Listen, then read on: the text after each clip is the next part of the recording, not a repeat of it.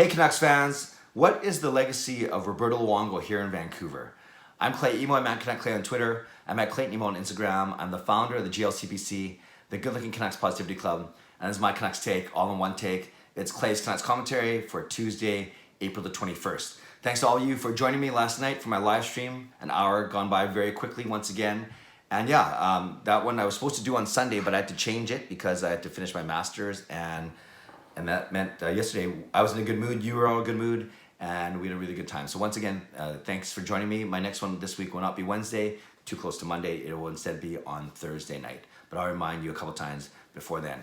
Today I want to continue my look at Elliot Friedman's outstanding piece on Sportsnet from Sunday, The Oral History of the Vancouver Canucks of the 2010-2011 season. On Sunday he talked about how that team was built, and on Wednesday, tomorrow, he's going to talk about how that team performed on the ice. So on Sunday I talked about the Sedins as the primary cornerstones and foundation. Yesterday I talked about the three secondary pieces of Bieksa, Burrows, and Kessler. And then today I'm going back to foundation. And one other guy that we need to talk about is Roberto Luongo. So my question to you is, what is his legacy in Vancouver for you? What are your opinions of him? And if you're forced to choose one of the two sides, I'd say those that love him will say he's the best goaltender we've ever had. Took us to one game away from the Stanley Cup, won an Olympic gold medal, won a Jennings Trophy. I'll talk about all these things in a second. And I'll say, yeah, he's the best goaltender we've ever had. We love him. We love him. And he's a legend. Legendary Lou. A contrarian, I've never used that word before. A contrarian might say, well, actually, he didn't win really much here. He didn't win a Stanley Cup, and his contract was actually very prohibitive in that we're paying now a cap recapture penalty. That's what I call it. It's a cap recapture penalty. But we're calling it cap recapture penalty because $3 million against our books for the next couple of years, including this year, because he decided to retire when he went to Florida. And in a weird sort of way, as much as we love Luongo, we were upset that he retired because it meant that now a penalty kicked in against our salary cap, which of course affects us in a big way. So those are kind of the two extremes, and maybe you're somewhere in the middle or somewhere along that spectrum. So let's talk about Luongo's. No, let's talk about the article first, and then we'll talk about some of Luongo's accomplishments, and then you can give me your conclusion. The article really highlighted Luongo's competitiveness and how badly he wanted to win. He would go to the rink on his days off or on days where he wasn't starting, and the coaches would have to basically yank him off the ice because he was that excited to play, and he was that nervous to play. He made jokes about his poor bladder control, but he basically said that he's nervous every day of his career. The article delved into just how he admitted that he didn't handle the pressure well, especially in that Stanley Cup final where he was too worried about these verbal jabs in the media with Tim Thomas, or he was too worried about that he wasn't getting the respect from fans and media, instead of just hunkering down and trying his best to win the game. Of course he was trying his best to win the game, but all of these things weigh on you, right, as distractions. And then it wasn't until after that where he became more playful on Twitter, the Strongbone1 account, where people really started to see his fun personality, his more relaxed demeanor, how witty and sarcastic he was. So much so that he won the Canucks Twitter March Madness poll last week. So there was that side, but it took a while for that to come out. Talked about when he was named captain, that he was ready for the responsibility, but there's usually a reason why teams don't name goalies as their captain. It was just another added layer of responsibility that he didn't need. So that's what the article really got into: his competitive nature, how much teammates loved him, his work ethic, and how that 1 year being the captain maybe wasn't the best call in hindsight. So and then of course Luongo's own mental state of affairs, as he was worried about other things out of his control, right? We talk about the circle of control and the circle of no control, the circle of influence and the circle of no influence. You can only worry about your own circle of control and your own circle of influence. So all those things came out in the article, and I'll link to the article down below. So the big thing for me is you look at his accomplishments. He played 8 seasons for the Canucks. His first season was 2006-2007. His last season was 2013-2014. And he had 8 really good years. Win totals of 47, 35, 33, 40, 38, 31, 9 in a lockout shortened season, and then 19 in the year that he got traded. But his goals against, amazing. His first year that he got here, he went 47-22 in 6. So yes, he played in 76 games his first year, winning 47 of them. Goals against 228, 921. His actually best numbers was 2010-2011. He had a 2.11 goals against average and a 928 save percentage. Those numbers are amazing, especially back then. So 10 years ago, he had a 211 goals against average, and that was the year that he and Corey Schneider together won the Jennings Trophy as the best goalie tandem in the NHL. It's based on stats, right? But yeah, kudos to Roberto Luongo and Corey Schneider for winning the Jennings Trophy, the William Jennings Trophy for best goaltending tandem in 2010, 2011. But that's the only piece of hardware that Luongo won while he was here as a Vancouver Canuck. You look at the performance in the playoffs, you say, whoa, he really stunk up the joint in Boston, but he played really, really well in Vancouver. 2 shutouts, another 1-goal game, or at least 1 shutout and 2 1-goal games. I can't remember the order, but I do remember that he was outstanding at home. And then even when they lost 4-0, it's pretty hard. Boston played well, but it's pretty hard when your own offense, your own team, can't score any goals, right? So I'm certainly not blaming Roberto Luongo for that loss in that series, but it's the biggest thing that kind of casts a shadow over him.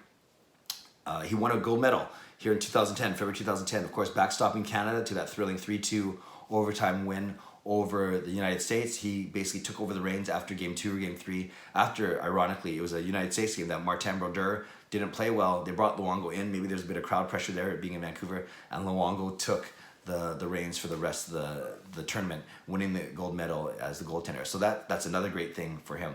So all these things, and then we know that when John Tortorella came, they didn't see eye to eye. John Tortorella didn't start him in the Winter Classic, and then 3 days later he's traded back to Florida.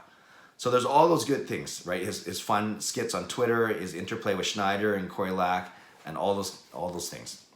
Then on the flip side, yes, we talk about the fact that he didn't win. He had a bad attitude with the media once in a while before he started to relax, his stance a little bit, his disposition.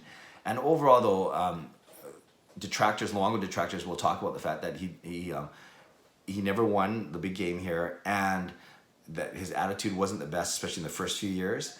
And then I think independent of that, you're worried about this cap recapture penalty as well. So what's your opinion? What's Luongo's legacy for you?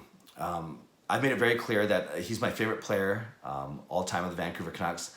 I don't even play goal, either street hockey or roller hockey or ice hockey, so it's not like it's a goaltending thing for me. I just really admired his competitiveness. I admired his dedication. I admired his loyalty to his team and his teammates, to the city, of course, to his country, the gold medal. How much he did in the community. He was always one of the number, along with the Sedins. Actually, a lot of those guys, Burrows, Bieksa, they're all really, really good in the community, so I appreciate that about him. And when he got traded in 2014, I wrote 2 songs for him, actually. One of them I performed with Marie Huey, it was Boyz II Men and The Road. The other one I performed with Marie and Harrison Mooney, and it was an Adele parody. And after the Boyz II Men one we posted, it went really well. It was kind of goofy. If you want to look it up, maybe I'll link to it down below. If you want to look it up, it's pretty funny. It was End of the Road, and with Marie singing, of course, and then me kind of doing the spoken word part in the middle. It was good. It was very spontaneous. But Roberto Luongo actually saw that on Twitter, and he reached out to Marie and me with direct messages saying, "Thank you very much for that song. It was really moving. It was really touching." And I thought that was really, really classy for him to do that, for him to reach out to us through Twitter, basically acknowledging, maybe it's because I tagged him like 2,000 times or retweeted it 2,000 times, but he, for him to reach out, take just a few seconds out of his day to reach out to us and say thank you for the song, showing that he had listened to it or watched it, and not turn it off when he heard me trying to sing. That meant a lot to me. So that's not because he's my favorite player. I mean, that's not the only reason, but it kind of added to, for me, the legacy of Luongo here. So yes, he is my favorite player of all time, and I would love to know what you think. I'd love to know what you think. And then I guess an extension of that is, do you think he'll get his jersey retired? Do you think he belongs in the Ring of Honor, or neither?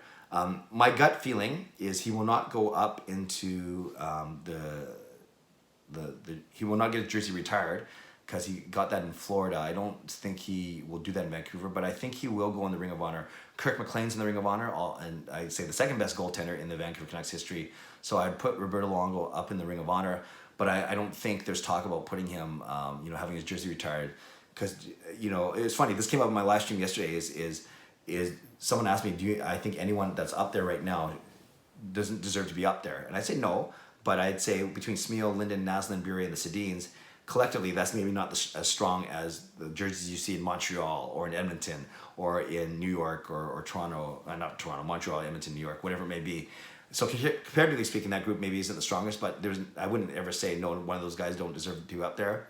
But I don't even think Roberto Luongo is on that level when it comes to value and contribution to the Canucks. I think it's very close. I think it could go either way, and I certainly wouldn't complain if his jersey went up, but my gut feeling is it won't, nor will it. So I'm predicting a Ring of Honor for Luongo, but not a jersey retirement, as much as I'd love to see it. But I'm trying to be realistic and objective here. So Canucks fans, a lot to chew on. Check out the article and let me know what you think. What were your impressions of Luongo when he was here? Are you bitter about the recapture penalty, or do you acknowledge that that's not his fault? He was doing the best by getting the contract that he did when he did, and the fact the Canucks were willing to sign him to that contract, and the fact that he had to retire because his body was simply breaking down. It wasn't worth the pain and agony that he was going through every day just to suit up.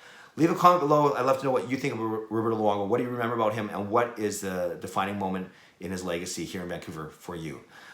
Leave a comment. I will read, react, and reply. Subscribe if you like to. Like this video if you like to. As always, be safe, be healthy, take care of yourselves and of each other. Have a great day. God bless, and go Canucks go.